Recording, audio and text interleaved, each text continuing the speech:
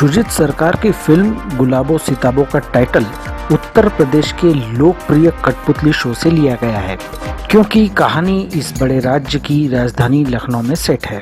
यह लखनऊ पुराना किस्म का है, जहां पर फातिमा महल नामक एक जर्जर हवेली है।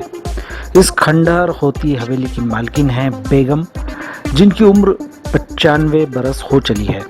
फातिमा महल की देखभाल का जिम्मा बेगम के शोहर मिर्जा पर है, जो बेगम से 17 वर्ष छोटा है। इस हवेली में कुछ किराएदार भी रहते हैं, जो बरसों से जमे हुए हैं। 30 रुपए 70 रुपए जैसा मासिक किराया चुकाने में भी आनाकानी करते हैं। किराएदारों में आटा चक्की चलाने वाला बाके तेज तर्रार है और आए दिन मिर्जा से उलझता रहता है।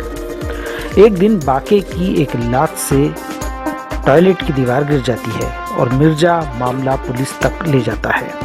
थाने में बैठा पुरातत्व विभाग का अधिकारी ज्ञानेश शुक्ला मामला ताड़ लेता है और हवेली को हेरिटेज घोषित करने का जाल बुनने लगता है। क्रिस्टोफर क्लार्क एक वकील है और वह मिर्जा को वो तरकीबें बताता है जिससे हवेली हेरिटेज न बन पाए। ज्ञानेश और क्रिस्टोफर के भी अपने अपने स्वार्थ हैं, जिसे बाके और मिर्जा जैसे कम पढ़े लिखे और गरीब लोग समझ नहीं पाते और झांसे में आ जाते हैं।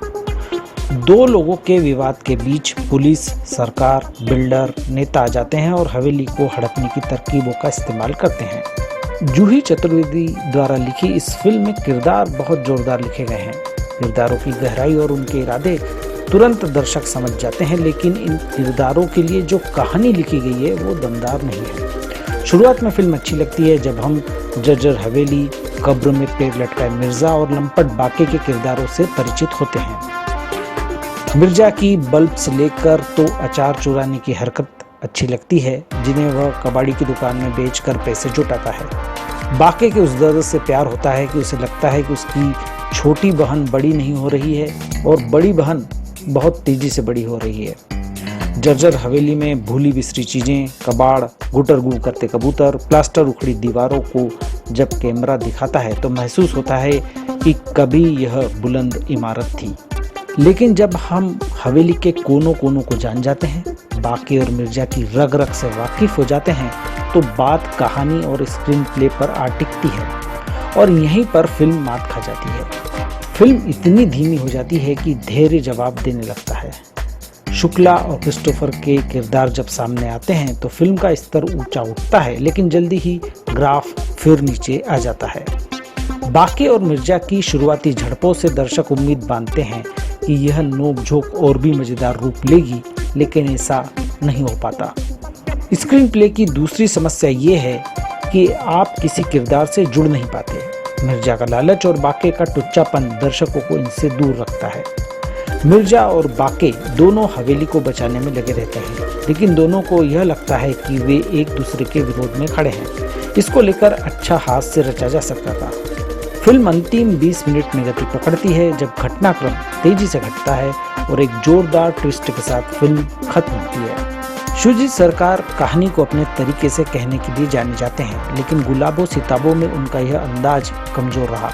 बेशक उन्होंने किरदार और लोकेशन बहुत अच्छे से गढ़े हैं, लेकिन वे इमोशन और हास्य रचने में सफल नहीं हो पाए। लंबी सी नाक और उस पर मोटा चश्मा, ढका सिर और सफ़ेद दाढ़ी के कारण अमिताभ बच्चन का 80% चेहरा छिप जाता है और उनके भाव उतने नज़र नहीं आते, लेकिन इसकी कमी उन्होंने बॉडी लैंग्वेज से पूरी की है और मिर्जा का किरदार शानदार तरीके से निभाया है। आयुष्मान खुराना एक समर्थ कलाकार हैं और उनसे बहुत ज़्यादा उम्मीदें रहती है। शायद यही उनके लिए घातक साबित हुई, क्योंकि उनका अभिनय उम्मीद से कम रहा।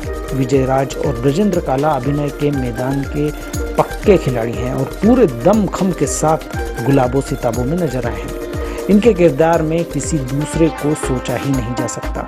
सृष्टि श्रीवास्तव और फारूक जफर के परफॉर्मेंस सॉलिड हैं। फिल्म की सिनेमाटोग्राफी लाजवाब है। हवेली और लखनऊ किरदार की तरह लगते हैं। एक दो गाने हैं जो फिल्म के भावों को व्यक्त करते हैं। गुलाबो सिताबो से बड़े नाम जुड़े हैं, लिहाजा उम्मीद जागना स्वाभाविक है और इन उम्मीदों पर फिल्म खरी नहीं उतरती है। इस फिल्म को मैं 5 में से 2.5 स्टार देता हूँ।